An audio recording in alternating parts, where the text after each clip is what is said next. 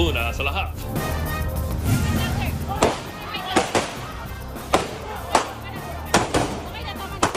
Gulo sa Lanao del Sur, sumiklab sa gitna ng eleksyon. Habang ang mga balota at automated counting machine sa Maguindanao del Norte tinangkang harangin. Ang buong detalye kung ganyan, alamin. Magandang gabi, Pilipinas. Sa Frontline tonight. COMELEC nagpaliwanag kaugnay ng umunoy issue ng dagdag bawas sa bilangan ng boto sa eleksyon. Alamin ang update sa canvassing o bilangan ng boto sa Bilang Pilipino 2025. Mensahe ni Pangulong Bongbong Marcos matapos ang eleksyon, sa gobyernong tapat kasama ang lahat. Habang si VP Sara Duterte, palaksin daw ang oposisyon. Ang mga kandidatong matagal na sa politika, natalo at kilalanin ang pinakabatang mayor sa Pilipinas. Umulan ngayong gabi at binaha ang ilang lugar. Ang lagay ng panahon abangan. At Ariana Grande may pa-shoutout sa Nation's Girl Group na Bini.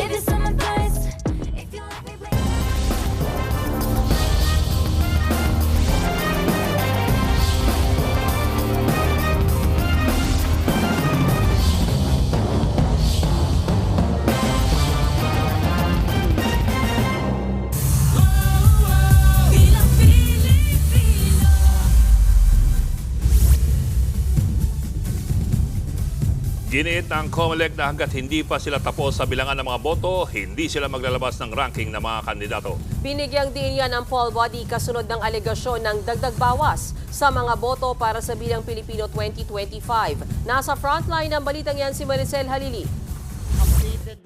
Nilinaw ng COMELEC na walang dagdag bawas sa official count para sa 2025 midterm elections. Kasunod ito ng mga issue sa umano'y discrepancy na nakita sa partial unofficial results pasado alas 12 kagabi. Paliwanag ni COMELEC Chairman George Garcia, walang discrepancy, lalo't hindi sila naglalabas ng rank ng mga kandidato sa senatorial race hanggat hindi pa tapos ang bilangan.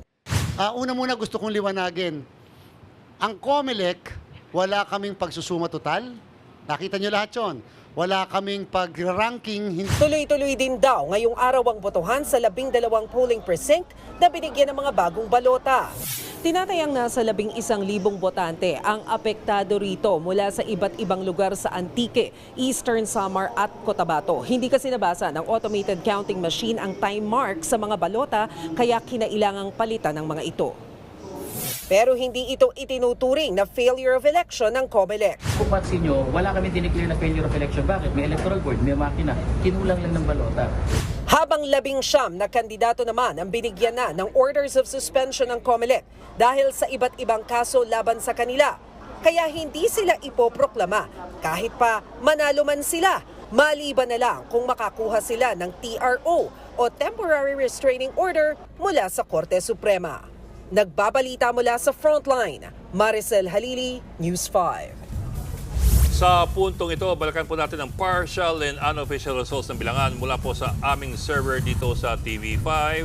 As of 9:37 p.m., higit 97% na po ang data transmission progress. Okay, number 1 po si Bongo ng PDP Laban with 26.48 million. Bam Aquino at number 2 with 20.63 million. Bato de la Rosa number 3 at 20.26 million. Erwin Tulfo at 16.81 million sa number 4. Number 5 si Kiko Pangilinan at 15 million. At si Dante Marcoleta at 14.9 million at number 6. Number 7 si Ping Lacson at 14.85 million. Number 8 si Tito Soto with 14.59 million. Number 9, si Pia Cayetano, 4.3 million votes. Number 10, Camille Villar, 13.35 million. 11, Lito Lapid, nasa 13.1 million votes. Number 12, Amy Marcos, nasa 13.03 million votes. Number 13, si Ben Tulfo, 11.88 million. Number 14, Bong Revilla, 11.78 million. At number 15, Abby Binay, 11.56 million votes. At update naman tayo sa nangyayaring canvassing ng Certificates of Canvas. Live po mula sa Manila Hotel. Nasa frontline ng balitang yan si Faith Del Mundo. Faith, ilan na ba ang nakakanvas na COC dyan? Yes, Bok, nasa 58 Certificate of Canvas na nga ang na-canvas ng National Board of Canvassers. Yan ay out of 175 COCs. Yun yung kabuuan na dadaan sa NBOC. Alas 10 ng umaga nang mag-reconvene ang National Board of Canvassers. Ibig sabihin, nagsimula na sila sa kanilang consolidation and canvassing system sa pagbilang ng mga Certificate of Canvas o COC para sa opisyal na bilang sa pagkasenador at party list groups. Unang pumasok ang resulta ng local absentee votes. Mga botanteng pulis, militar at media men na naka-duty noong eleksyon. Sa local absentee votes, marami ang pasok sa Magic 12 na Duterte o yung inendorso ni dating Pangulong Rodrigo Duterte. Base sa tala ng COMELEC, nasa 71.87% na ng kabuang bilang ng overseas absentee votes ang naipadala na sa NBOC. Maagang nagsimula ang bumoto ang mga Pinoy abroad pero makailang beses na extend hanggang May 12 ng 12 noon ang kanilang internet voting. Sabay din ang transmission nila sa pagsasara ng botohan sa Pilipinas alas 7 kagabi. Ayon kay COMELEC Chairman George Garcia, nasa 175 COC ang ika-canvas, kung saan 82 ang mula sa probinsya, 26 mula sa highly urbanized cities, 64 ay mula sa overseas voting, isa mula sa local absentee voting at 2 mula sa District Board of Canvassers. Pag nakumpleto na ang canvassing, doon lang makakapagproklama ng senador at party list groups. Ayon sa COMELEC, posible itong mangyari sa Sabado. Bokmean, mag-aalas 8 nga ngayong gabi, nag-adjourn yung NBOC o National Board of Canvassers at magre-resume nga sila o magre-reconvene bukas ng umaga, alas 10 ng umaga. Bokmean. Maraming salamat, Faith Del Mundo. Sa gobyernong tapat, kasama ang lahat. Yan ang mensahe ni Pangulong Bongbong Marcos sa pagkatapos ng eleksyon. Habang palalakasin naman ni Vice President Sara Duterte ang oposisyon. Narito ang aking report. Sa 11 kandidato sa pagkasenador na inendorso ni Pangulong Bongbong Marcos sa ilalim ng Alyansa para sa Bagong Pilipinas, 6 ang pumasok sa Magic 12 ng partial and unofficial results. Yan sina Erwin Tulfo, Tito Soto, Ping Lacson, Pia Cayetano at Lito Lapid. Gayon din si Camille Villar na inendorso rin ni Vice President Sara Duterte. Ayon kay Pangulong Marcos, hindi man nanalo ang lahat ng taga-alyansa, tuloy ang kanilang trabaho at misyon. Nagpasalamat siya sa bawat bumoto. Naipakita raw sa eleksyon ang demokrasya ng may dignidad at kapayapaan. Nanawagan ang Pangulo sa mga bagong halal na senador na makiisang magtrabaho na may bukas na pag-iisip at may iisang adhikain. Sa mga hindi pinalad manalo, nirerespeto niya raw ang kagustuhan nilang magbigay serbisyo dahil ang serbisyo publiko raw ay hindi lang nasusukat sa eleksyon. Sa huli, sinabi ng Pangulo na sa gobyernong tapat, kasama ang lahat. Samantala, 3 sa mga pambato ng Duterte o yung mga inendorso ni dating Pangulong Rodrigo Duterte ang nangunguna sa unofficial account. Yan ay sina Senator Bongo, Senator Bato de la Rosa at Rodante Marcoleta. Pasok din si Senator Amy Marcos na inendorso naman ni VP Sara Duterte. Sa isang panayam, sinabi ni Senator Bongo na malaking tulong ang Duterte supporters na nagalit sa pagkakaaresto kay dating Pangulong Rodrigo Duterte. Malaking bagay rin po yun, no? Nung may sympathy votes naman talagang galit yung tao. Malaking tulong yung nangyari, no? Sa amin, sa team, siyempre, pero malaking kawalan rin po yung kanyang physical presence sa mga rallies. Ayon naman kay VP Sara, hindi ito ang inaasahan niyang resulta ng eleksyon. Gayunpaman, kinikilala niya raw ito at nananatili daw ang kanilang commitment sa publiko. Patuloy din daw nilang pananagutin ang gobyerno at tututukan ang mahalagang issue at magtatrabaho para maging malakas na oposisyon. Hindi lamang simpleng comeback, ganyan po nilarawan ni Senator Risa Ontiveros ang anilay paglakas ng totoong oposisyon sa Senado at sa Kongreso. Kasunod po ito ng sure win ng ilan nilang kaalyado. Nasa frontline na balitang yan si Myra Enriquez.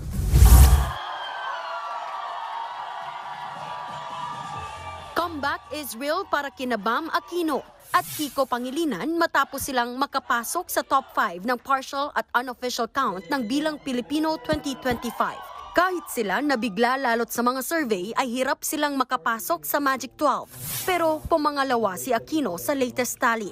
Mahigit 20 million ang bumoto sa kanya. Top 5 naman si Pangilinan na may higit 15 million votes. Sabi ko nga, kailangan namin ng milagro para manalo at mukhang yun ang nangyari.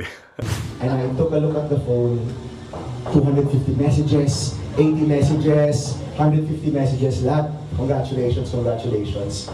So at that point, naisip ko, baka nga nanalo tayo. But that result is really not what we all expected. Kung datos ang pagbabasihan, hindi raw yan nakabibigla ayon kay TV5 Chief Election Analyst Edson Guido. Si Aquino kasi ang nakakuha ng pinakamaraming boto mula sa 3 top vote-rich regions sa Pilipinas, ang Calabarzon, Central Luzon at Metro Manila na nakapaloob sa tinatawag na Lingayen-Lucena Corridor. That is how crucial the Lingayen-Lucena Corridor is. Isipin nyo, Lingayen-Lucena Corridor pa lang, halos 10 million votes na ang nakuha ni Bam Aquino. Ikinatuwa rin ni former Vice President at ngayon Naga City Mayor Leni Robredo ang pagkapanalo ng Kiko-Bam tandem. Yung ranking nila was so much more than we expected. So ito parang assurance that the movement is strong. Na hindi nawalan ng tao ang tao ng pag-asa after the 2022. Hindi lang sa Senado umarangkada ang oposisyon. Nanguna rin ang akbayan sa party list race kung saan isa sa magiging kinatawan nila sa Kamara ay si Attorney Shell Jokno. I think it's a combination of the work that Akbayan did on the ground as well as what we call the air war pagdating sa kampanya. Nakakuha rin ng pwesto bilang party list representative ang ML o mamamayang liberal ni dating Senator Laila De Lima. Dahil sa pagkapanalo ng mga kinatawan ng Liberal Party at Akbayan, mas naging kumpiyansa si Senate Minority Member Risa Hontiveros. Hindi ito simpleng comeback. Pinapatunayan lamang ng halalang ito na hangad pa rin ng masang Pilipino ang pamahalaang may puso, may prinsipyo, at may tapang manindigan. Nagbabalita mula sa Frontline, Marian Enriquez, News 5. Pinulabog ng gulo ang botohan sa ilang presinto sa Bangsamoro Region. Sa kabila nito, matagumpay na naiproklama ang mga nanalo sa local elections. Nasa Frontline ang balitang yan si Gio Robles.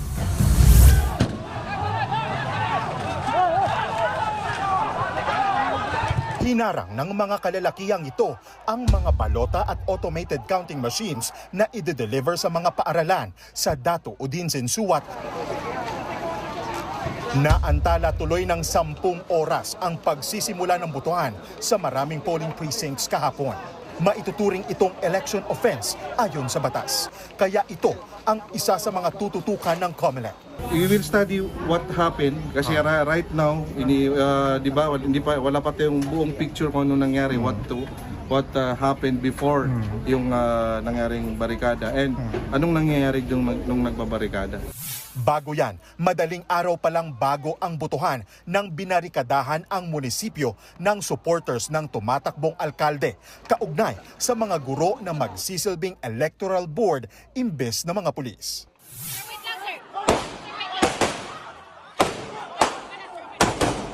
Sa Lanao del Sur, gumamit na ng puwersa ang mga otoridad kabilang ang pagpapaputok ng warning shots kahit hindi pinapayagan. Pero sa kabila nito, iginiit ng COMELEC Bangsamoro na napilitan lang ang mga nakadeploy na uniform personnel para maawat ang kaguluhan sa kasagsagan ng botohan. There are some of those rules, no, especially our human rights. Pero anong gagawin mo doon, di ba? Masaktan ka rin. Kaya the security personnel to prevent casting of fear among our voters, our stakeholders, our poll workers talagang nagpapaputok ng warning shots. Sa kabila ng magkakahiwalay na kaguluhan, putukan, batuhan, suntukan at delay sa pagboto, itinuturing na matagumpay ang halalan ng 6th Infantry Division ng militar sa Central Mindanao. We hereby proclaim that the above-named winning candidate as the duly elected provincial governor of the province of Maguindanao del Sur. Bago mag-alas 3 kanina nang iproklama si Datu Ali Midtimbang na pinakaunang halal na gobernador ng Maguindanao del Sur. Wagi rin si Hisham Nando bilang pinakaunang vice-gobernador ng probinsya. Prioridad daw nila ang pagkakaisa ng Maguindanao del Sur at maitaguyod ang peace and order. And the most important na ma-implement natin yung moral governance policy ng BAL sa Maguindanao del Sur. Alam lang ninyo, sanay ako diyan sa pagbuo sa mga away-away kung paano magkakasundo. Reconciliation. 2022 nang hinati ang Maguindanao sa dalawang probinsya, ang Maguindanao del Norte at Maguindanao del Sur, matapos ang idinaos na plebisito. Nagbabalita mula sa Frontline, Gio Robles, News 5. Sa kabila ng ilang insidente ng karahasan sa kasagsagan ng botohan, iginit po ng PNP na naging maayos at tahimik ang botohan ngayong taon. Base sa kanilang tala, nasa 27 ang mga hinihinalang election-related incidents ang naitala sa mismong araw ng botohan. Kabilang na po ang mga insidente ng pamamaril, pagsabog, pananambang at tangkang paninira ng mga makina. Mula sa bilang na yan, 9 ang napaulat na nasawi habang 13 ang sugatan. Ang git ng PNP, isolated lamang daw ang mga insidenteng ito. Sa ngayon, naka-full alert status pa rin ang kapulisan habang nagpapatuloy ang canvassing ng mga boto. Failure or postponement of elections was recorded anywhere in the country. This marks a complete success in preserving public order and upholding the democratic process.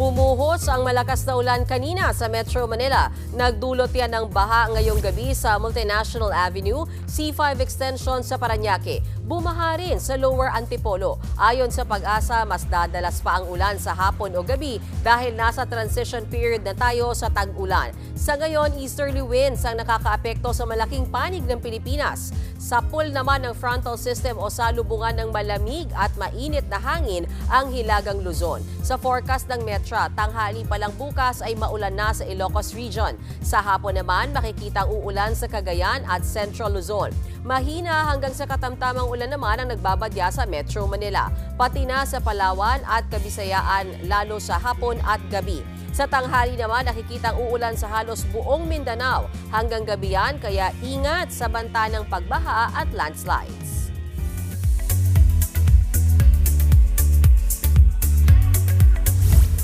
Showbiz Tonight na tayo. Wagi sa Bilang Pilipino 2025 ang mga kilalang celebrities turned politicians. Kabilang dyan ang mga re-electionist sa pagkakongresista ng Leyte 4th District si Richard Gomez at asawa niyang si Lucy Torres sa pagka-mayor ng Ormoc. 3 revilla naman ang wagi sa Cavite. Yan ay ang mag-iinang Lani Mercado as 2nd District Representative, Jolo Revilla na 1st District Representative at Ram Revilla ng Vice Governor. Sa Quezon City, panalo ang aktor na si Arjo Atayde bilang kinatawan ng 1st District. Leading din sina Aiko Melendez at Alfred Vargas as councilors ng QC. Magbabalik naman as Batangas Governor ang star for all seasons na si Vilma Santos Recto. Ang mister naman ni Alex Gonzaga na si Mikey Morada ang nangunguna sa pagka-Vice Mayor ng Lipa City. Winner din na bilang konsehal ng 2nd District sa Pasig ang aktres na si Angelo De Leon. Magtatambal at magpapakilig naman sina Zijan Haranilla at Jane Onieza sa isang web series. Malay mo, naroon yung sagot na hinahanap mo kung saan matatagpuan ang pag-ibig. Love is a powerful thing. It can change people. Maybe it can change the world. Uy. Yan ang digital series na si Sol at si Luna. Iikot ang kwento sa complexities ng age gap sa romance na Sol, played by Zijan, at Luna na role ni Jane. Mapapanood na ang first episode sa YouTube this May 31. Singlaki ng bago naming set ang mga baon ko pang showbiz updates, kaya dyan lang kayo. Susunod, ilang poll watchers sa Abra huli sa aktong sinishade ang balota ng mga senior citizen. 3 sangkot umano sa vote buying sa La Union, hinuli ng mga residente. Kilalanin ang 21 anyo sa babaeng nahalal bilang pinakabatang mayor. At Ariana Grande may pa-shout out sa Nation's girl group na Bini. Magbabalik pa ang Frontline tonight.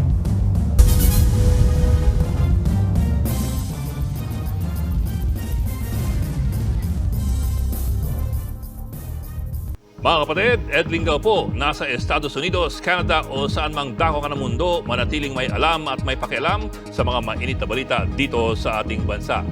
Simulan natin ang bawat araw sa tuloy-tuloy na balitaan sa Frontline. Mag-follow at mag-subscribe sa social media pages ng News 5.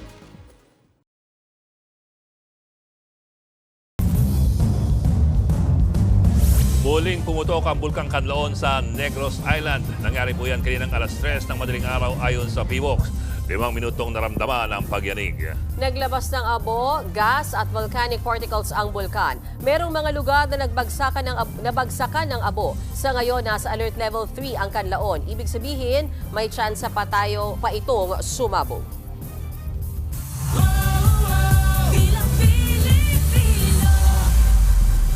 Nabalot ng gulo at karahasan ng eleksyon sa Abra. Imbis kasi nabalota, mga putok ng baril ang sumalubong sa mga botante sa isang barangay. Nasa frontline ng balitang yan si Rainiel Pawi.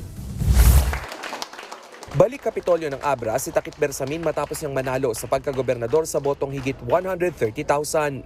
Ang kanyang pamangking si Ann Bersamin na iproklama na ring vice-gobernador. Una raw nilang proyekto ang ayusin ang kanilang provincial hospital. When we opened that is 150 beds, na downgrade sa 50 lang. Because yun nga, walang mga doctors, wala na. Sa pagkakongresista naman, nanalo si JB Bernos na naging alkalde ng bayan ng La Paz. Mensahe niya sa lahat. Call for reconciliation. We need it so bad here in the province of Abra. Time and again, we were painted as yung pinakamagulo during elections. So again, pero sa kabila ng matiwasay na proklamasyon, nabalot din ng takot ang araw ng eleksyon sa Abra. Imbes kasi nabalota, mga putok ng baril ang sumalubong sa mga botante ng Barangay Sagap pagbukas ng botohan. 2 lalaki ang tinamaan ng bala, isa sa kanila ang anak ni Jeneline na si John Ray. Posible raw na napagkamalang private army ng isang politiko ang kanyang anak. Gusto ko lang po mabigyan sanang siyang pagkabaril ng anak ko po. Kasi siya lang yung anak kong panganay na tumutulong sa amin po. Iniimbisigahan pa ang insidente. 1 linggo bago ang eleksyon, nasunog ang 6 na silid-aralan at principal's office ng Dangdangla Elementary School. Dahil sa sunog, nagtiis sa maliit na silid-aralan ang mga botante. We remain steadfast in our commitment to uphold the national and local elections despite of what had happened. Ramdam nila ang malinsangang panahon at siksikan sa maliit na espasyo, lalo na ang matatanda at mga may sakit. Si Bong kinarga na lang ang paralisadong misis upang makaboto. I would like to report po that we are having the votes be shaded by the watchers and the ballot secrecy folders are not being used. Viral naman ngayon ang video na yan kung saan sinita ng tumatakbong vice governor sa Abra ang ilang poll watchers. Huli kasi sa aktong sila mismo ang nagsashade ng mga balota ng mga senior citizen. May reaksyon na riyan ng COMELEC. Bawal kung hindi sila relative. Tinawagan ko si EO para sabihin kay COP kung ano yung nangyayari as reported in the video. At initially, napahinto naman yon. Ibig sabihin yon na yung mismong botante nang nagsulat. Nagbabalita mula sa Frontline, Rainiel Pawid, News 5. Marami ang nagulat sa pinagkaiba ng survey results at aktwal na botohan. Ang tingin tuloy ng isang analyst na kaapektong tinatawag na youth vote at ang hidwa ng mga Marcos at mga Duterte. Nasa frontline na balitang yan si Ian Suyu. Sa huling election survey ng Pulse Asia noong Abril, nangunguna sina Senator Bongo, ACT-CIS Representative Erwin Tulfo at Tito Soto. Pasok din sa Magic 12 sina Bong Revilla, Willie Revillame, Abby Binay at Manny Pacquiao. Halos ganito rin ang ranking sa huling election survey ng SWS noon lamang nakaraang linggo. Nagkakabaliktad lang sa first and second spot sina Erwin Tulfo at Bongo. Pero pagpasok ng mga boto, marami ang nagulat sa pag-angat sa second spot ni Bam Aquino na madalas ay wala sa Magic 12. Pati rin si Kiko Pangilinan na panglima na ngayon sa bilangan. At Congressman Dante Marcoleta na nasa 6th place. Nalaglag naman ang mga inakalang ligtas na sa Magic 12 gaya ni Bong Revilla Jr., Manny Pacquiao, Willie Revillame at Abby Binay. Quite surprised that we were not getting Bam Aquino and Kiko Pangilinan in the top 12 for all the surveys we did. And not just us, other survey outfits as well. So it's quite surprising. Tingin naman ng political analyst na si Froilan Calilung, nakatulong ang kabataang botante para manguna sina Aquino at Pangilinan. Yan ay dahil 60% ng kabuuang registered voters ng bansa ay nasa millennial at Gen Z age group. Sila yung mga pinanganak mula 1981 hanggang 2012 o nasa edad 44 pababa. Hindi na-touch ng pre-poll surveys yung demographic segment talaga. I think it was not equally represented doon sa kanilang sampling. Posible rin daw na nakatulong kina Aquino at Pangilinan ang hidwaan ng mga Marcos at Duterte. Because of the divisiveness of the Dutertes and the Marcoses, they were able to slowly creep in. Mukha namang nakinabang si Marcoleta at Amy Marcos sa pagkakaaresto kay dating Pangulong Rodrigo Duterte. After the arrest and when he became very vocal about it, I think that's when the numbers started increasing. And of course, we need to understand that he was also backed up big time by the Iglesia ni Cristo. Mula sa Magic 12, 5 ang nakikitang aanib sa mayorya ng Senado. Sina Erwin Tulfo, Ping Lacson, Tito Soto at mga re-electionist na sila Pia Cayetano at Lito Lapid. 4 naman ang nakikitang titindig bilang oposisyon. Sila ay sina Bongo, Bato de la Rosa, Amy Marcos at Rodante Marcoleta. May tuturing namang swing o nasa gitna lang sina Aquino, Pangilinan at si Camille Villar na inendorso pareho ni na Pangulong Bongbong Marcos at Vice President Sara Duterte. At sa pagpasok nila sa Senado, isa sa mga aabangan ay ang magiging paninindigan nila sa impeachment trial ni Vice President Sara Duterte. May implication din ito sa napipintong impeachment trial because the way we see it, may mga kinampanya ang ating ikalawang Pangulo na pumasok dito sa Magic 12 and this may change the political landscape. Nagbabalita mula sa Frontline, Ian Suyu, News 5. Ipinanawagan ni Pope Leo XIV na palayain ang mga nakakulong na journalist. Sinabi niya yan nang kumustahin niya ang mga miyembro ng media mula sa iba't ibang bansa bago ang kanyang inaugurasyon. Nasa frontline ng balitang yan, Simon Gualvez. Hinarap ni Pope Leo XIV ang mga miyembro ng media mula sa iba't ibang panig ng mundo sa Vatican ilang araw matapos siyang mahirang na bagong Santo Papa. Personal silang pinasalamatan ng Santo Papa na naglaan ng oras para ibalita ang mga nangyari rito mula pa nung pagkamatay at libing ni Pope Francis. Binigyang diin din niya ang kahalagahan ng media sa mundo sa paghanap ng katotohanan. Hinikayat niya rin ng media na tuldukan ng pagkakawatak-watak. Hiniling din niya na palayain ang mga journalist na nakulong dahil sa pagtupad ng kanilang tungkulin, lalo na yung mga naiipit sa digmaan o gulo. Paalala pa nga niya, kailangan gamitin ng artificial intelligence ng responsable at may pangunawa. Aabot sa mahigit 4,000 yung mga international media na nagpa-accredit ito sa Holy See Press Office at ito rin yung bilang na inaasahang makikipag-encounter kay Pope Leo XIV for the first time. Matapos ang mensahe, binasbasan ng Santo Papa ang mga taga-media at nakipag-usap sandali. Mabilis man, pero nakaharap din mismo ng News 5 ang Santo Papa ng malapitan. Your Holiness, please bless the Philippines. Your Holiness. Isa sa maswerteng nakausap ng Santo Papa ng mas mahaba-haba si Brother Francis Lahola na 3 oras nag-abang sa kanya. Sulit naman daw paghihintay lalo't napabasbasan niya kay Pope Leo XIV ang dala niyang zuketo o skull cap. I did not expect that he will stop and bless. He just said that he cannot exchange it because it was too small, so no exchange, he said. But it was a moment of joy. It was a moment of joy, an encounter with His Holiness. Sa ngayon, may mga itinitinda ng mga rosaryo at iba pang items na may mukha ni Pope Leo XIV sa paligid ng Vatican. Ilang araw yan bago ang inauguration sa Santo Papa sa darating na linggo. Mula rito sa Vatican, nagbabalita mula sa Frontline, Mon Gualvez, News 5. Susunod, mga pamilyar at malalaking pangalan sa politika gaya ni Gwen Garcia at Cynthia Villar, bigo sa eleksyon. Dating Pangulong Duterte at Isko Moreno balik sa pwesto bilang mga alkalde. Tutok lang mga kapatid dito sa Frontline Tonight. Mga kapatid, Mean Los Baños po. Nasa Europa o saan mang dako ka ng mundo, manatiling may alam at may pakialam sa mga maiinit na balita dito sa ating bansa. Simulan natin ang bawat araw sa tuloy-tuloy na balitaan sa Frontline. Mag-follow at mag-subscribe sa social media pages ng News 5.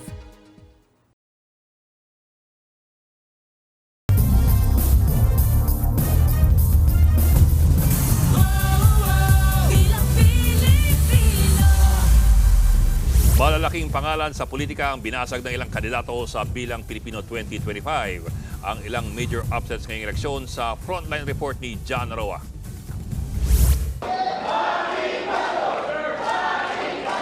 Formal nang naiproklama sa pagkagobernador ng probinsya ng Cebu si Pam Baricuatro. Kilalang kaalyado ng mga Duterte si Baricuatro na tumakbo sa ilalim ng PDP at dating PFP Secretary General.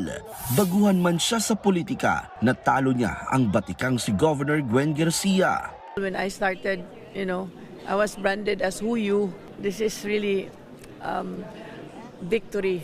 Game changer din para sa Cebu City ang pagkapanalo ng engineer na si Nestor Archival bilang mayor ng lungsod. Natalo niya sina incumbent Mayor Raymond Alvin Garcia na pinsan ni Governor Garcia at dating Mayor Michael Rama. Wagi rin ang katandem ni Archival na si dating Cebu City Mayor Tommy Osmeña. I'm very happy. Considering na medyo wala kaming resources, what we did is dumiretso na kami doon sa mga constituents.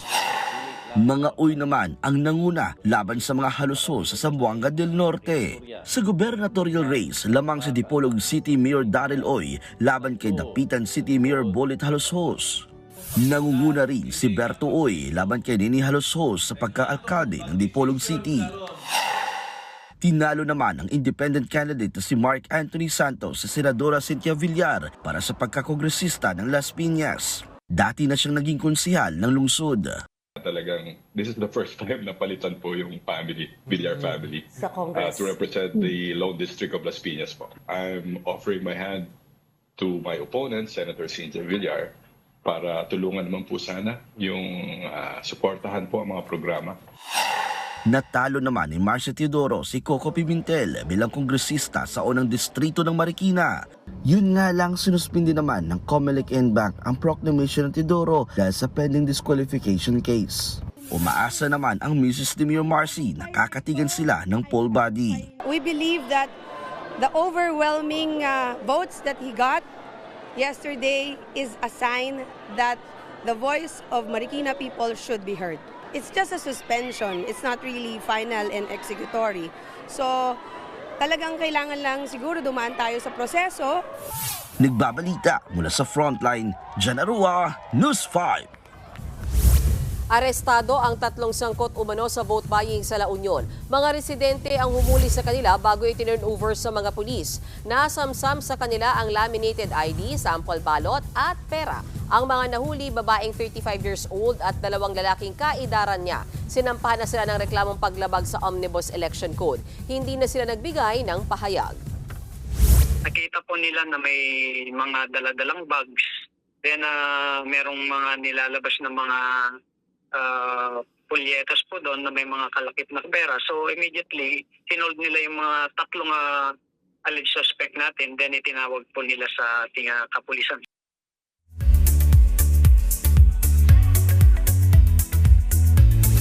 Kung may mga wagi, may mga celebrities ding bigo sa pagsabak nila ngayong eleksyon. Sa congressional race, hindi pinalad sa kanilang kandidatura sina Marco Gumabaw, EJ Falcon, dating action star Ray Malonzo at dating swimmer na si Eric Buhain. Sa vice-gobernador naman, nabigo rin si Luis Manzano sa kanyang unang pagtakbo. Mahigit 200,000 ang lamang kay Luis ng kanyang katunggaling si Dodo Mandanas. Kapwa talo sa kanilang kandidatura bilang konsehal sa Caloocan ang dating mag-asawang sina Marjorie Barreto at Dennis Padilla. Bigurin sina Aramina, Shamsi Supsup, Abby Viduya at Mocha Uson. Mga kapatid, tuloy-tuloy lang mabalitaan dito sa Frontline Tonight.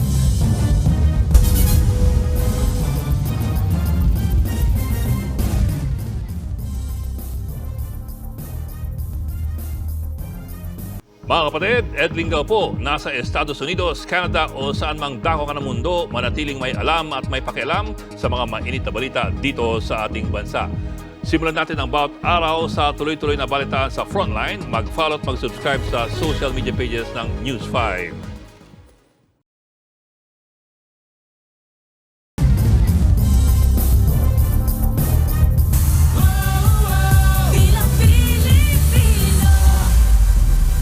Kahit nakakulong sa ICC sa the Netherlands, panalo pa rin si dating Pangulong Rodrigo Duterte bilang alkalde ng Davao City.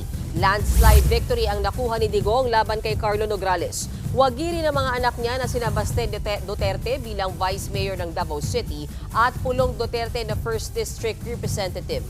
No show naman at sa formal na silang naiproklama kanina ng COMELEC. Panalo rin ang apo ni Digong na si Rodrigo Duterte II o Rigo bilang councilor ng 1st District.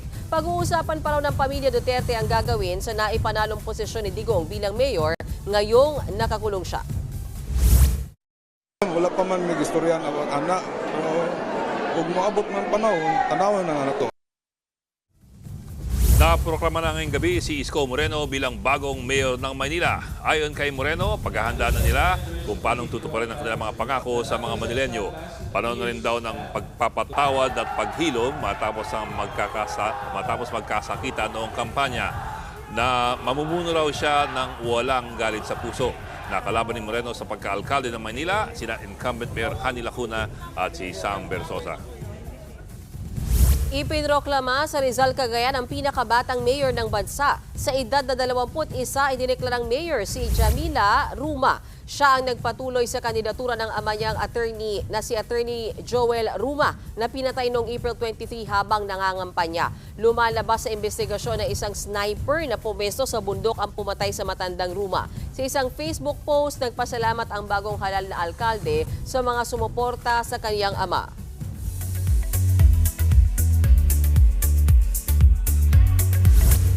May pa-shoutout si Ariana Grande sa Nations girl group na BINI matapos mag-viral ang kanta niyang Supernatural.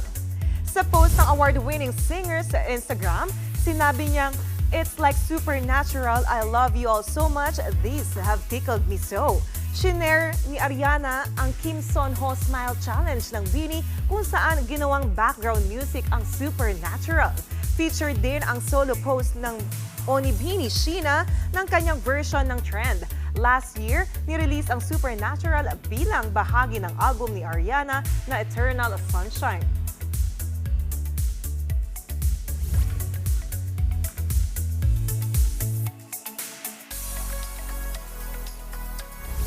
At yan ang latest and hottest sa Frontline Showbiz tonight. Ako si Jenny Alipon. Happy Tuesday, mga kapatid. At yan po ang 45 minutong paghimayas malagang headlines. Balitaan at diskusyon para sa paghubog ng matalinong opinyon. Kami yung kasangga sa pagbabalita. Ba't natatawa ka? Ako po si Mayan Los Baños. Ako na po si Ed Lingao. Magandang gabi.